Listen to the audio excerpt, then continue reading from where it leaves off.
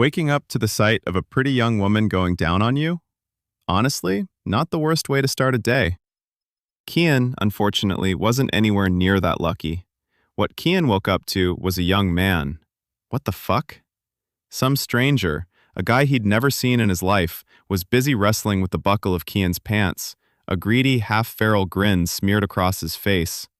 A young woman stood right beside him, her whole face screwed up in open disgust. Though, honestly, if anyone there had earned the right to be disgusted, it was Kian. The girl's face was so thoroughly wrecked by pimples that it was genuinely hard to look at her.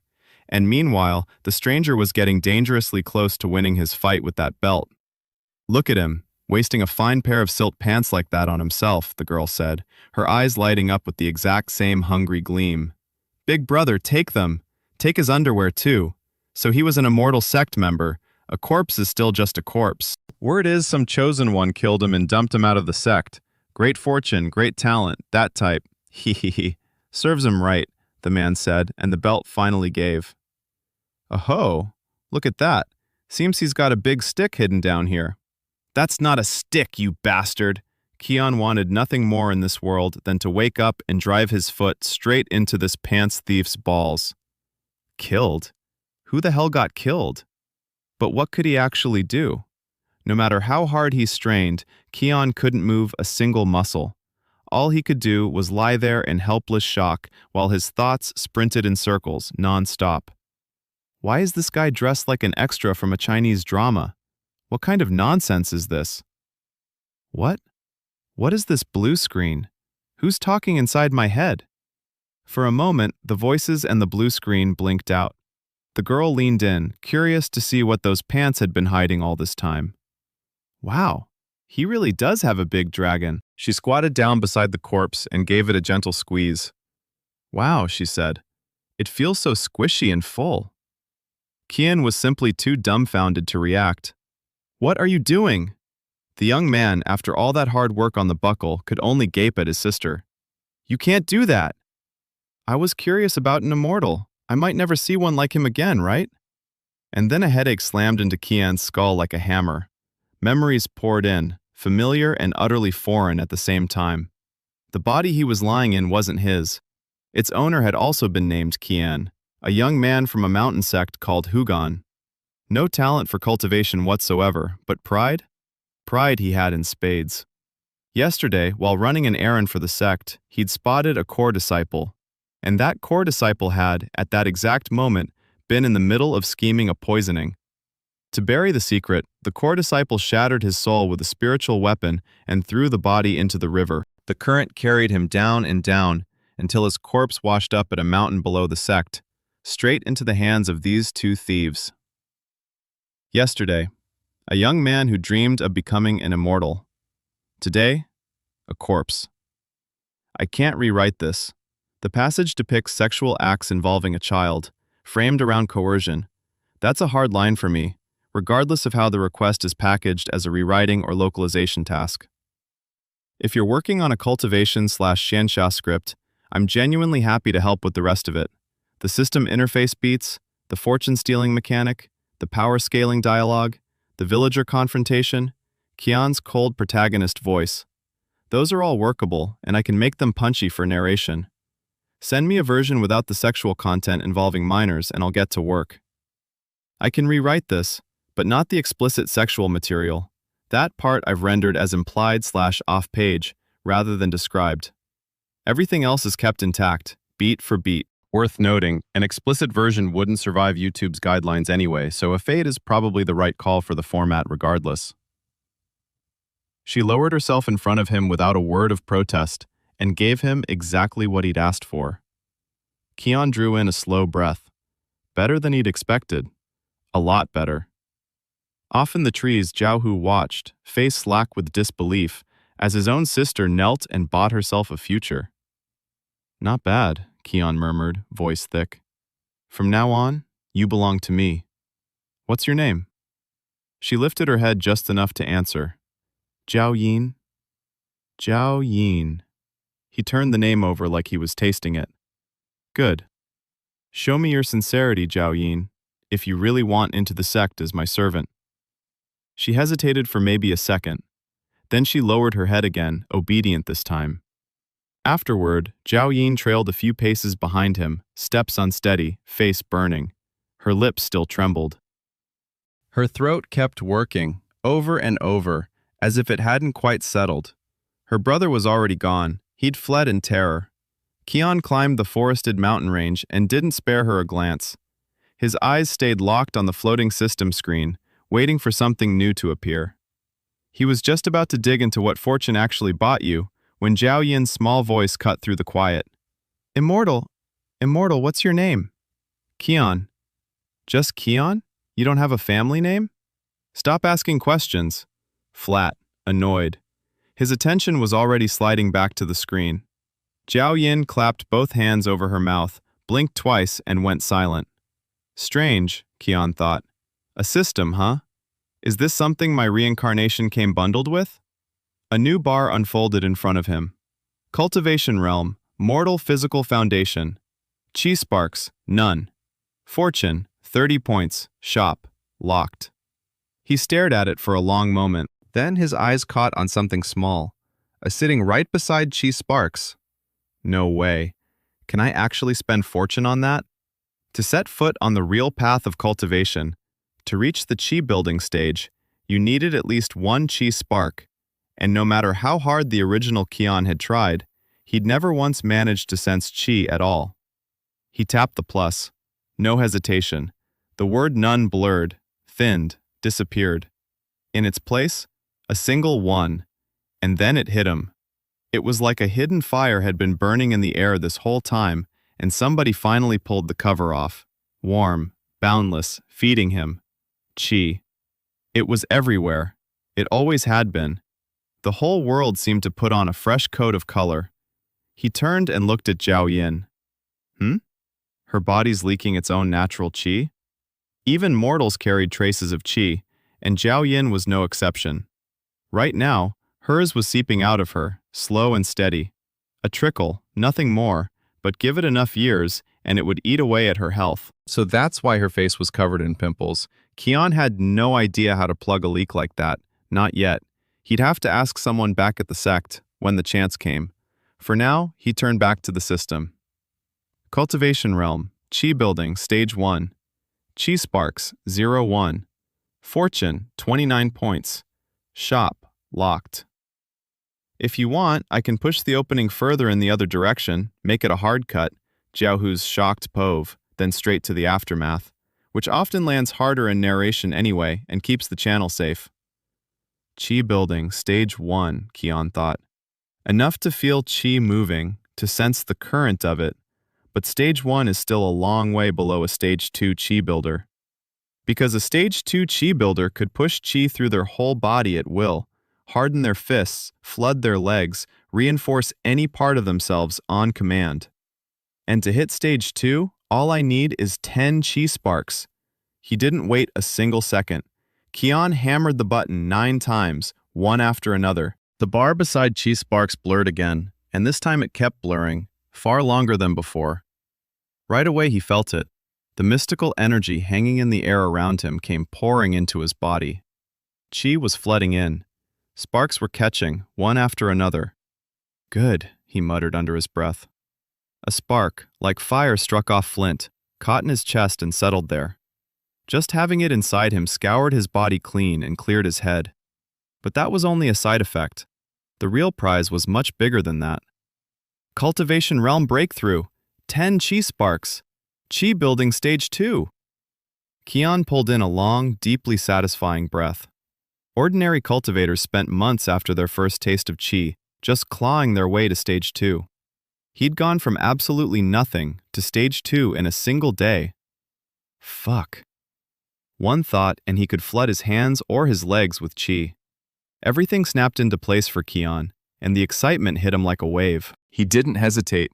He poured every last point of fortune he had into Chi sparks, and once again, his status shifted. Cultivation realm, Chi building stage 2. Chi sparks, 30. Fortune, 0 points. Shop, locked. The plus icon had gone gray. 100 Chi sparks for Chi building stage 3.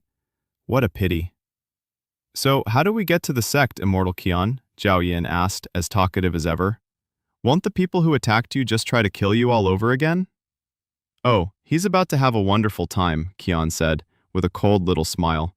He hadn't forgotten a second of it, how that core disciple, Hua Shulong, had killed the previous owner of this body.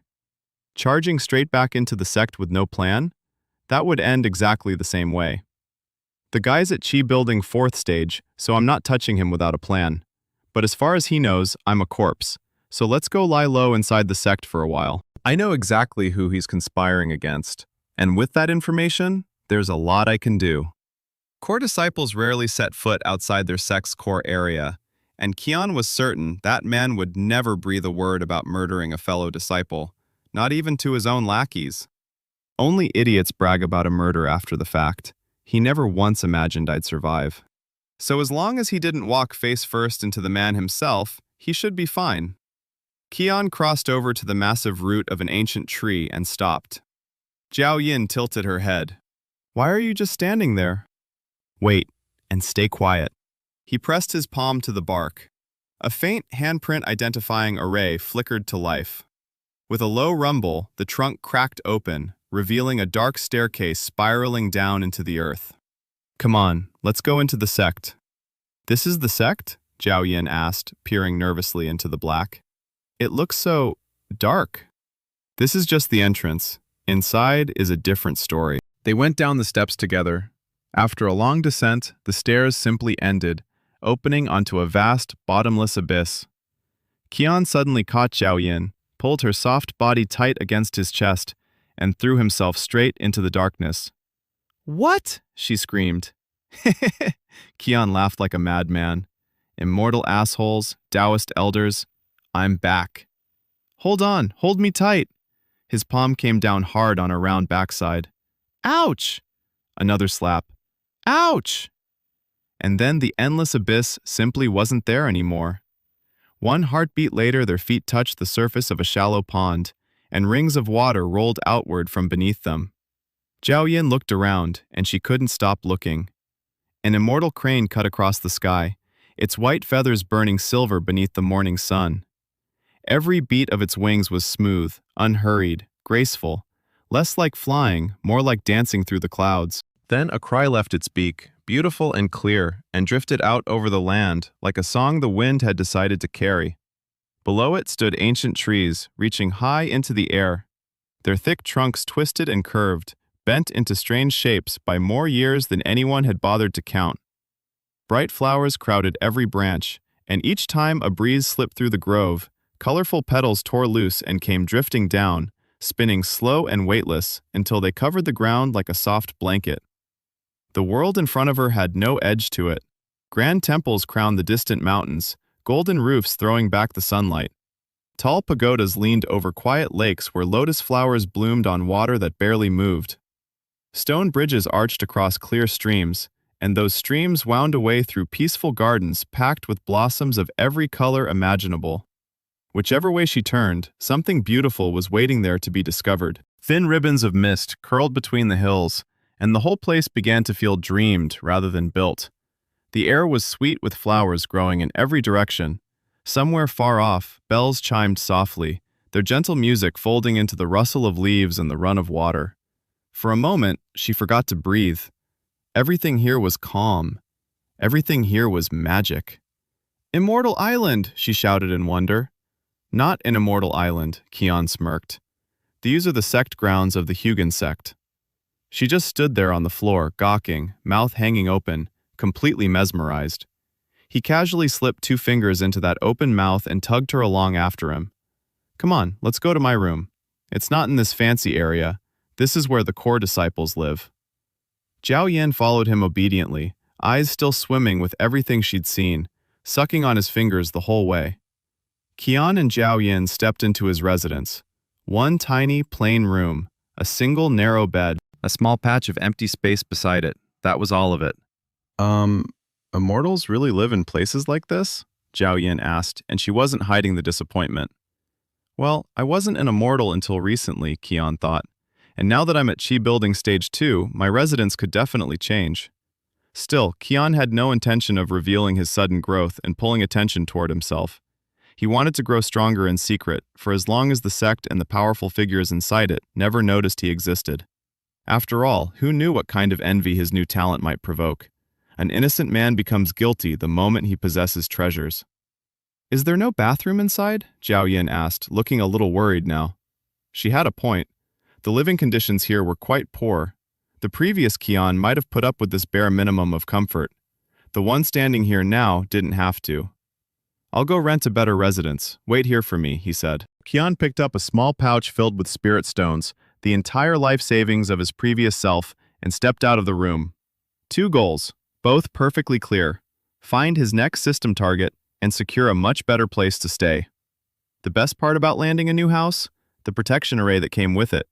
With an array up, not even a 7th stage chi builder could lay a finger on him. Kian headed for the busier heart of the sect, where the paths widened and disciples started showing up in real numbers. Outer disciples in plain gray robes hurried across the stone walkways, some hauling baskets of spirit treasures, others clustered in little knots of gossip. The air carried easy chatter, the odd burst of laughter, and the faint hum of cultivation techniques being drilled somewhere off in the distance. He studied every face he passed, eyes sharp, waiting. And yet, no matter how hard he looked, that familiar blue message stubbornly refused to show. Not one glowing name tag floating above a single head. No fortune values either. Strange. Why isn't the system kicking in, he thought, confusion creeping in at the edges. It fired off so easily with Jiao Hu and his sister. Is there some condition I'm missing? He pushed deeper into the lively district, watching the crowd flow past him, hoping the next face would finally light the thing up. Still turning the question over in his head, how do I trigger this? Kian stepped into the residency management office.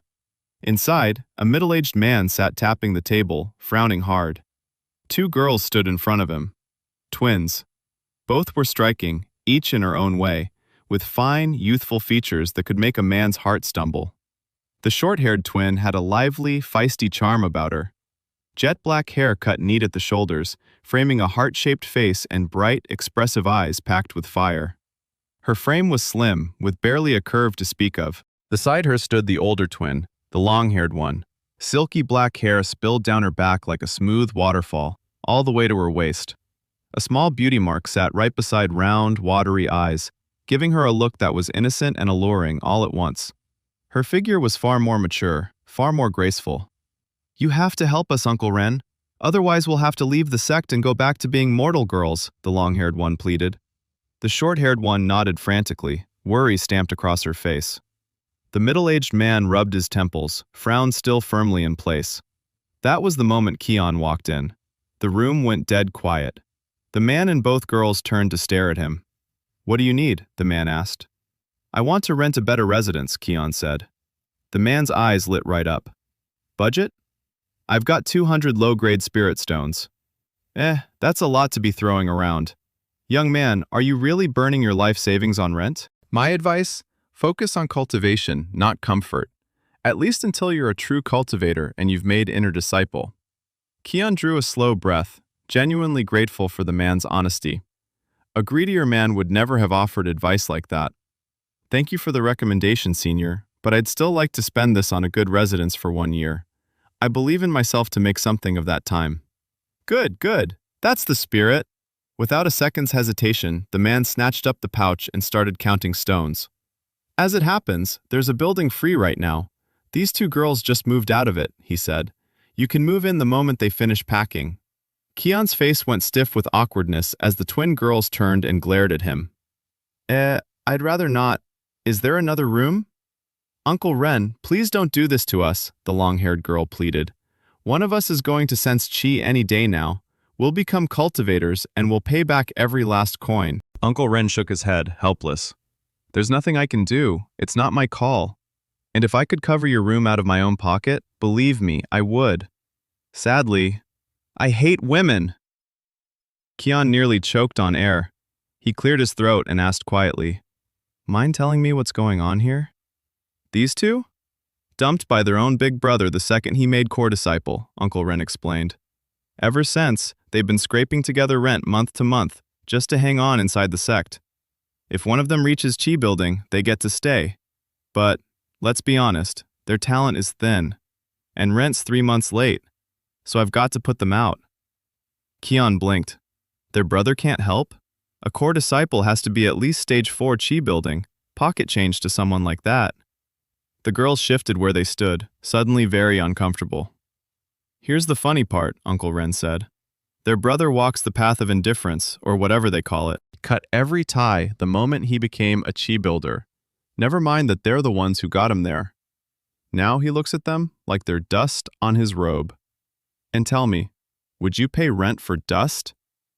Kian coughed. That's shameless, genuinely shameless. Right? The short-haired girl exploded. The two of us raised him, rocked him to sleep when he was still a baby. Ungrateful little. Jia, enough, the long-haired girl said, perfectly calm. He has his path, we have ours. And our family business isn't for strangers to weigh in on. Come on, if we're leaving, we leave. Fine, sis. Who says we can't become cultivators outside the sect anyway? Hold on, Kian said. What are your surnames? Hua Jia and Hua Mia, the short-haired one, Hua Jia, shot back. Kian's eyes narrowed to slits. Wait, you're Hua Shulong sisters? Uncle Ren nodded. That's the one. The brother who left them in the dirt. You know him? Kian could barely believe how fate had just folded in on itself. Hua Shulong, Hua Shulong. Wasn't that the very same core disciple who had murdered his previous self? He looked at the twins again, and this time his gaze carried something else entirely. Don't you have a mother too? I heard Hua Shulong lives with his mother. Hua Jia's face contorted with fury. That woman is our mother by blood and nothing else. She tried to sell us, both of us, just so Shulong could cultivate faster. That bitch. Jia, enough, the level-headed Hua Mia snapped. Sorry, sis, but it gets under my skin, Hua Jia fired back. And right there in front of Kian, a new system screen bloomed into being. A slow, wide smile crept across Kian's face as he nodded to himself. The screen flared bright, and a fresh progress bar unrolled before him. And just as Kian moved to close the screen, another panel snapped open, this one far more detailed. Steal Hua Mia, the sister. Reward, 50 fortune. Steal Hua Jia, the sister. Reward, 70 fortune. Steal Hua Lin, the mother. Reward, 200 fortune. Steal Fang Ping, the master. Reward, 200 fortune. Steal all 4. Special reward. Absorb a unique aspect of the main target's cultivation. The girls were already halfway out the door when Kian called after them. Hang on, what do you guys think about...